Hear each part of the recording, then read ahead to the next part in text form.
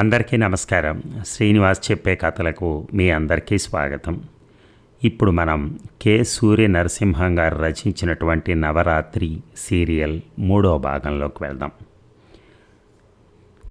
మనం ఇంతకుముందు భాగంలో విన్నది సూర్యగాడితో పందెం కట్టి జనార్దన్ స్కూల్లో లేడీస్ టాయిలెట్ ఉపయోగించి హెడ్ మాస్టర్ చేత తన్నులు తిన్నాడు. మరి దాని తర్వాత ఏమైందో విందాం. ఎక్కడ గుండి ఓడకూడదో అక్కడ పట్టుమని ఓడింది. నిక్కర్ బిగుతైపోతోంది. ఎప్పుడూ అంతే అణ చిలిపి కళ్ళతో నవ్వుతూ వెక్కిరిస్తూ నిలబడి చూస్తుంది. ఒంటేలు బెల్లుకి అంతా బయటకొచ్చి కేకలేసుకుంటూ గోడ దగ్గరకు వచ్చి నిలబడి కాసేపు అయ్యాక తల తిప్పగానే ఎక్కడి నుంచో ఎలా కనిపెట్టి చూస్తుందో మరి. దొంగ రాస్కెల్ వెక్కిరిస్తుంది. చిలిపి కళ్ళతో నవ్వుతుంది. అణ అంటే అరుణ. ఇక బుజ్జిబాబు పాడాల్సిందే, చిన్నపాట ఏదైనా పాడు. నేను మాట్లాడలేదు, బితుకు బితుకుమని చూస్తున్నాను. ఒక అమ్మాయి వచ్చి నా చొక్కా పట్టుకుని, ఈ జాకెట్ కూడా ఎక్కడ కొన్నావు అంది. ఇది గల్ఫ్ క్లాత్, జాకెట్ కూడా కాదు. పోన్లే పాడు. పాడాల్సిందే. పాడకపోతే అన్నాను ధైర్యంగా. పోలీసులను పిలవాల్సి వస్తుంది మిస్టర్ అని పొడుగ్గా ఉన్న ఆమె చేత్తో నా జుట్టు చెరిపేసింది. భయపెట్టకే చంటివాడిని, ఇప్పుడు ఇక ఏడ్ చేశాడంటే మనమే ఊరుకోబెట్టడానికి జోలపడాలి. పాడదాం, భయం దేనికి. అంతే. వాళ్ళు ముగ్గురు ఉన్నారు ఎర్ర తేళ్లలాగా నా చుట్టూ చేరి. రామాలాలి మేఘశ్యామలాలి అని పాడుతూ చప్పట్లు చరుస్తూ అల్లరి చేయటం మొదలెట్టారు. తమ చేతులతో నా ముఖాన్ని అటూ ఇటూ తిప్పుకుంటున్నారు. నాకు ఉడుకుమొత్తన వచ్చేస్తోంది. తల ఒక వారగా పెట్టి గోడవైపు జరిగాను. అవును ఇతని ప్యాంట్లు ఏమిటే ఒకవైపు పొడుగ్గా రెండో వైపు పొట్టిగా కుట్టాడు. ఎవడో నీ టైలరు అంది నా వైపు ఆశ్చర్యంగా చూస్తూ ఇంకొక అమ్మాయి.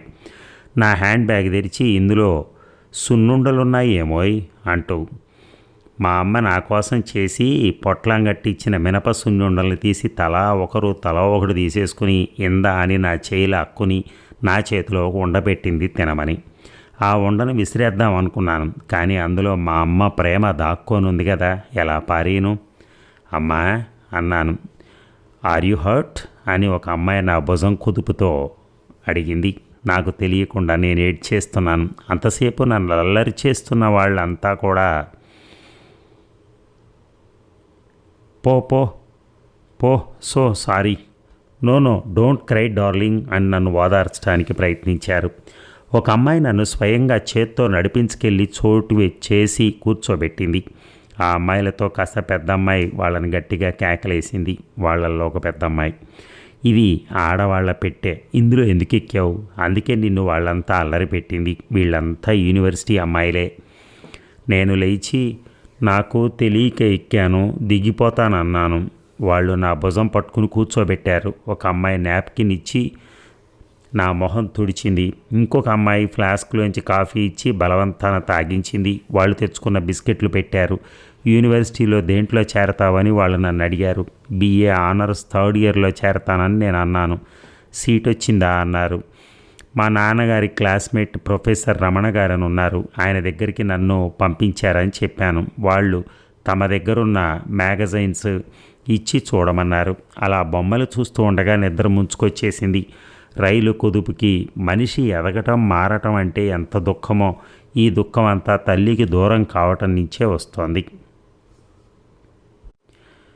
ఇక మాయల మరాఠీ మంత్రం దండం తిప్పగానే బాలనాగమ్మ వేషంలో ఉన్న కాంచనమాల జాగిలమై వెంట పరిగెత్తినట్టుగా సూరిగాడు బొమ్మల పుస్తకం చూపించగానే వాటి వెంట తిరగడం మొదలెట్టాడు.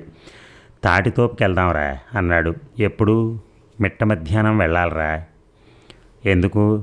చెప్పాగా, ముందు చెప్తే నువ్వు రావని. ఎందుకు రాను? లాగులో ఉచ్చబోసుకుంటావురా నువ్వు. ఉత్తినే ఎందుకురా బూతులు వస్తాయి. అలా తిట్టకపోతే ఫోర్స్ ఎలాగొస్తుంది? పెద్దాళ్ళు కదరా మనని తిట్టేది. ఎవళ్ళరా పెద్దాళ్ళు? మన మీద ఎగిరిపోవటానికి వాళ్ళకి కలేజా ఎలాగొస్తుంది? తిట్టి ఫోర్స్ తెచ్చుకుంటారు. సర్లే పద అని నేను సూర్యగాడిని ఫాలో అయ్యాను. మా నాన్న చెడ తిడతాడు, అన్నీ బూతులే. మా అమ్మని తిడతాడు, నన్ను తిడతాడు. అసలు పంచెలోకి ఎర్రచీమలు దూరిన వాళ్ళలాగా ఎగురుతాడు. కొట్టడం మొదలెట్టాడంటే చాకిరీవే. తాగితే తగిలేది తప్పేది కూడా చూడడం. ఉంటాడా పోతాడా అని కూడా ఆలోచించడు. నేను కళ్ళు విప్పి చూసేసరికి తాడితోపులోకి వచ్చాం. అక్కడ అన్ని పుట్టలు, ముళ్ళ పొదలు, గలీజ్గా ఉంది. దూరంగా పశువుల్ని మేపుతున్నారు. గొడ్లు కాసే పిల్లలు బచ్చాలు ఆడుతున్నారు. సూర్యుడు తాటితోపు మీదకెక్కి పొడుస్తున్నాడు కిరణాలతో. నేల వేడెక్కి నుంచుంటే కాళ్ళ కింద మంటలను బుట్టిస్తోంది. సూర్యుడు అక్కడ దొరికిన పొడగాటి కర్రపుల్లతో తాటితోపు దగ్గరున్న పుట్టల్ని పొడుస్తున్నాడు. వాడేం చేస్తున్నాడో నాకు తెలవలేదు. కాళ్ళు మాడుతున్నాయరా అన్నాను. నోరుముయ్ అని కసిరాడు. వాడి చొక్కా పుచ్చుకుని లాగాను. ష్ అని ముక్కు మీద వేలేసుకుని పుట్టకేసి చూపించాడు. నేను అమ్మో అన్నాను. నా వీపు మీద గట్టిగా ఒకటిచ్చుకున్నాడు. కర్ర పెట్టి పుట్టలో పొడిచాడు. బుస్సుమంటూ ఒక త్రాసు సర్రన పైకొచ్చి పడగ విప్పింది.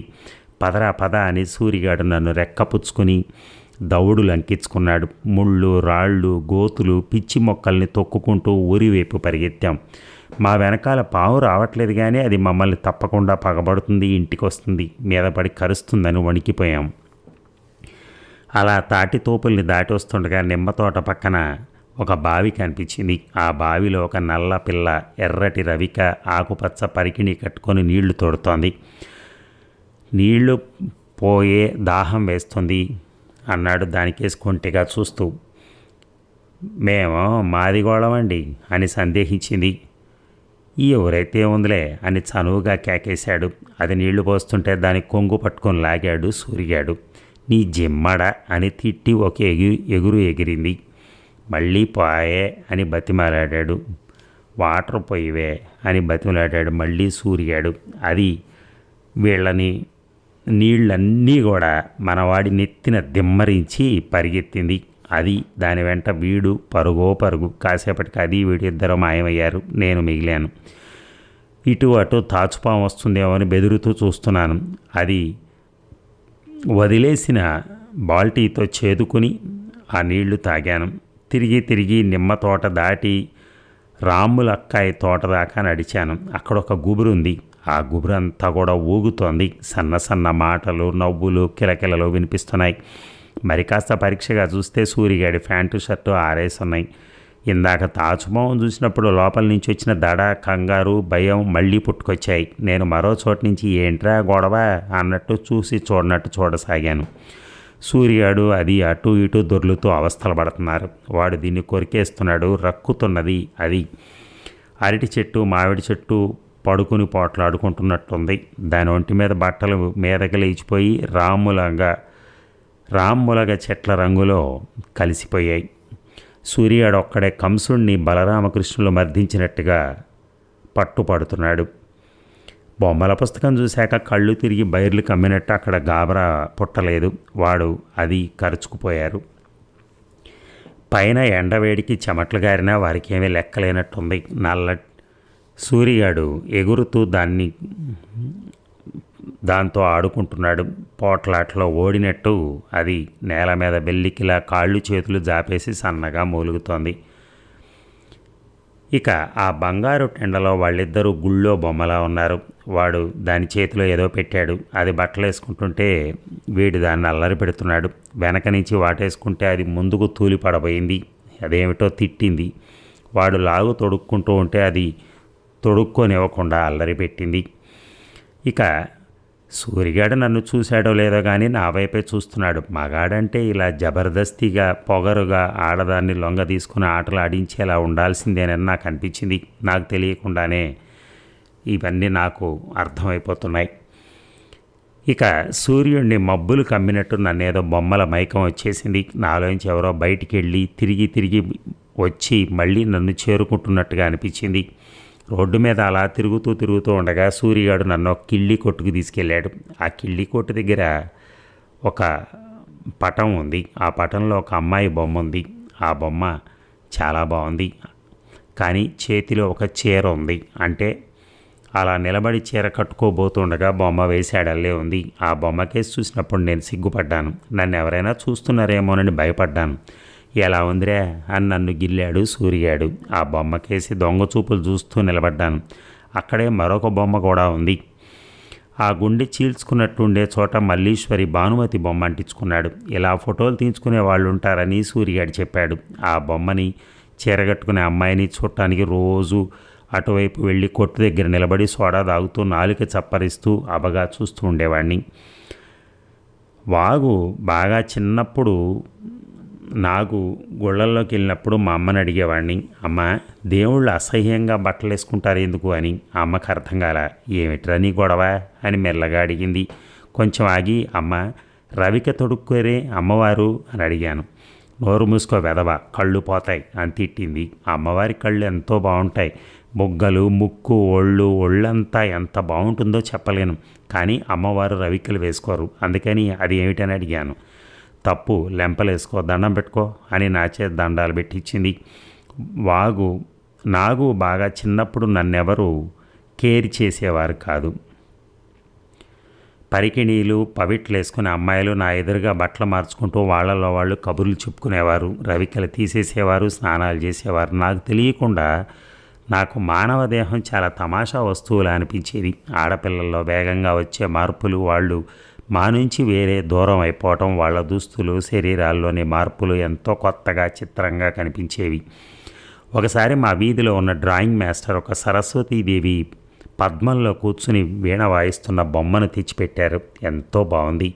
అమ్మవారి పెదాలు, చెవల దాకా సాగిన నిమీలిత నేత్రాలు, జుట్టు, ముడి, ముంగురులు, తలకట్టు అమ్మవారికి తగిన శైలిలో ఉన్నాయి. అమ్మవారిని ఆ రెండు వీణను తాకటం కాదు, గమ్మత్తుగా ఒత్తుకుంటున్నాయి. నేను అటే చూస్తూ, అమ్మా అదేమిటే అన్నాను వ్రేలుతో చూపిస్తూ.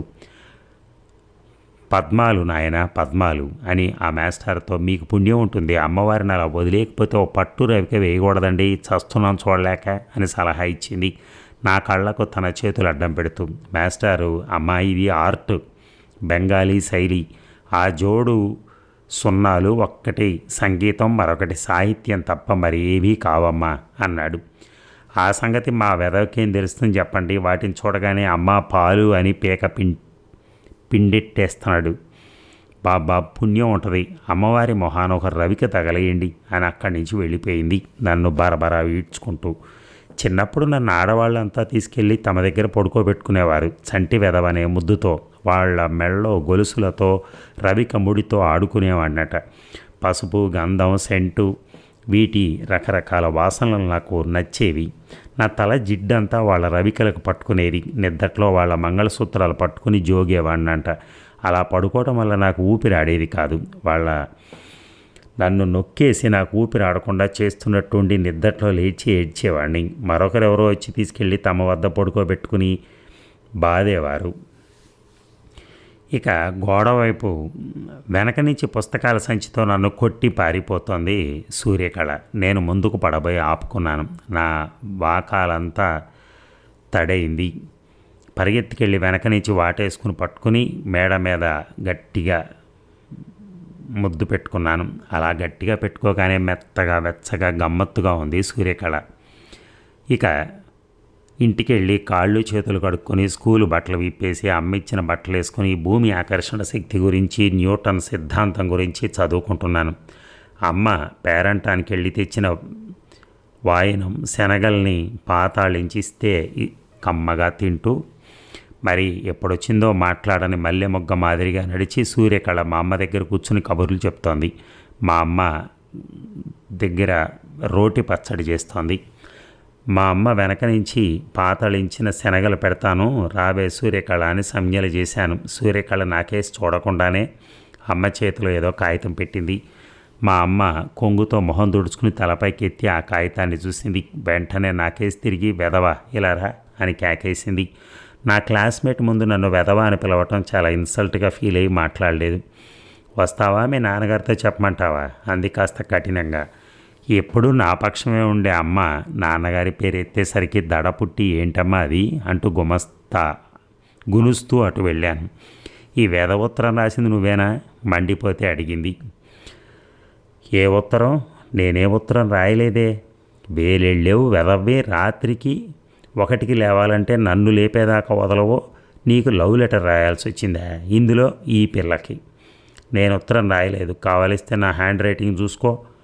నువ్వు ఉత్తరం రాయకపోతే నీ పేరెందుకు చెప్తుంది ఈ పిల్ల అని నిలదీస్తుండగా జాగ్రఫీ నోట్స్ ఇవ్వటం పుచ్చుకోవటం గురించి సూర్యకళ అంతా చెప్పేసింది.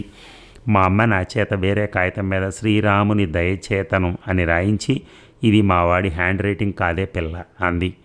మరి జాగ్రఫీ నోట్స్లో ఈ లెటర్ పెట్టి మీ వాడే ఇచ్చాడు నా చేతికి అంది సూర్యకళ పంతం విడవకుండా. కింద సంతకం కూడా మీ జన్నిగాడి పేరే ఉంది అంది నన్ను గాడు అని రిఫర్ చేస్తూ. మా అమ్మ నాకేసి తిరిగి హ్యాండ్ రైటింగ్ నీది కాదు సరే, దాంట్లో నీ పేరేటి వచ్చి ఎలా వచ్చిందిరే అంది. వాడే రాసుంటాడు. ఎవడవాడు? సూర్యాడు, నా క్లాస్మేట్. వాడెందుకు రాస్తాడు నీ పేర లవ్ లెటరు? సూర్యకళ ఇక్కడ మా అమ్మకు మాట సాయానికి వస్తూ, సూర్యనారాయణ మా క్లాస్ కల్లా రౌడీ అబ్బాయి ఉన్నాడండి, వాడు జాగ్రఫీ నోట్స్ అడగరా అని మీ వాడి చేత నన్ను అడిగిచ్చాడండి. నేను ఇచ్చాను. దాంట్లో ఈ చీటీ పెట్టి మీ వాడి చేత నాకు ఇప్పించాడు. సూర్యకళ మాటలు పూర్తి కాకుండానే ఓరే డాఫర్ వెధవ, అది నా వీపు మీద బాంబు పడింది. అది మా నాన్న గొంతుక. ఈ గోలంతా మా నాన్న ఎప్పుడొచ్చాడో, ఎప్పుడు చూశాడో విన్నాడో మా మాటలు. ఓ చేత్తో మా అమ్మ దగ్గర ఉన్న సూర్యాడు నా పేరు రాసిన లవ్ లెటర్ను లాక్కొని మరో చేత్తో నన్ను హాల్లోకి తంతూ ఈడ్చుకెళ్ళాడు. మా అమ్మ బెక్క చచ్చిపోయి నేను కనుక్కుంటాగా వాడిని వదలండి అని మా వెనకే వచ్చి మా నాన్న నన్ను కొట్టకుండా అడ్డుకోపోయింది. నాన్న బాధటం ఆపి, అదిగో నేను నీ కొడుకు రాసిన లవ్ లెటరు. వసే డార్లింగ్ సూర్యకళ, నా చక్కెరకెళ్ళి, ఓ నా గులాబీ జాము, పంపర పనస, బొబ్బాయి వండు, ఐ లవ్ యూ. దేల్ ఫోల్. మనం ఎక్కడ కలుసుకుందాం? సినిమాకి వెళ్దామా? చలో. షికార్కి వెళ్దామా? హోటల్కి వెళ్దామా? షాపింగ్కి వెళ్దామా? జెన్నీ. ఈ లెటర్కి నువ్వు ఎస్ చెప్పాలనుకుంటే తలలో గులాబీ పెట్టుకుని చూడీదార్ పైజామా వేసుకుని రావే జాబిలి. ఎరా రాసుకెళ్ళి నీకు అప్పుడు ఇవన్నీ కావాల్సి వచ్చాయరా? ఏమిట్రా లాంగ్వేజ్, ఏమిట్రా సెంటెన్స్లు అంటూ బెల్ట్ తీసి ఉతకడం మొదలెట్టాడు. మా నాన్న గురించి నాకు బాగా తెలుసు. ఆయన కోపం ఎదుటివారిని అంటే నాబోటి వారిని ఎవరు 2 దెబ్బలు వేసి బుద్ధిగా ఉండమని కేకలేయటంతో ఆగదు. దెబ్బ మీద దెబ్బ అలా హింసిస్తున్న కొద్దీ ఆయనకు అందులో ఆనందం పెరుగుతుంది. హిరణ్యకశిపుణ్ణి నరసింహమూర్తి ఉగ్ర నరసింహావతారుడై రాక్షస సంహారం చేసినట్టుగా అలా విజృంభించిపోతాడు. మా నాన్న నన్ను హింసించడం ఎక్కువైన కొద్దీ నేను తట్టుకోలేక ఇల్లంతా పరిగెత్తాను. మా అమ్మ అడ్డుకోబోయి వెనక్కి వచ్చేసి తల గోడకేసి కొట్టేసుకుంటోంది. సూర్యకళ అవాక్కై నిల్చుంది. ఏమనుకుందో మా నాన్న కడ్డం వెళ్ళి బెల్ట్ లాక్కోబోయింది. తూలి ముందుకు పడ్డాడు. నా చేయి పుచ్చుకొని లాగింది. ఇద్దరం పరుగు ఇంట్లోంచి, మొక్కల్లోంచి, వీధిలోంచి, సందుల్లోకి. సూర్యకళ నా చేయి గట్టిగా పుచ్చుకొని నన్ను దగ్గర వరకు తీసుకుని నేను సూర్యగాడి మీద చెబుదామని వచ్చా. ఎలా చెప్పాలో తెలియలే. మీ నాన్న రాక్షసుడా అని. మా అమ్మ కాదు అంటూ నేను సూర్యకళను పట్టుకుని వెక్కి ఏడ్చాను. సూర్యకళ ఎవరి మెట్ల మీద కూర్చోబెట్టి నా మొహం తుడిచింది తన పరికిణీతో. వీపు మీద రాస్తూ నా తల మీద ముద్దు పెట్టుకుంది. అదండి కథ. దీంట్లో ఏమిటంటే చిన్నతనంలో మనం చేసేటటువంటి పొరపాట్లు ఇవన్నీ మనకు తెలియదు అప్పట్లో. ఎందుకంటే పెద్దలు కూడా విపరీతంగా ప్రవర్తించటం పిల్లల ముందు, అలా ప్రవర్తించడం వల్ల వాటిని వాళ్ళు కూడా ఫాలో అవ్వాలని చూడటం. అలాగే అప్పట్లోనే ప్రేమలు, దానికి లెటర్లు రాసుకోవటాలు, తన్నుకోటాలు, ఇవన్నీ ఏంటంటే ఆ టైంలో ఉన్నటువంటి ఆ ఆలోచన విధానం అలా ఉంటుంది. అంతేకాని దీంట్లో వేరేదేం ఉండదు. Thank you very much.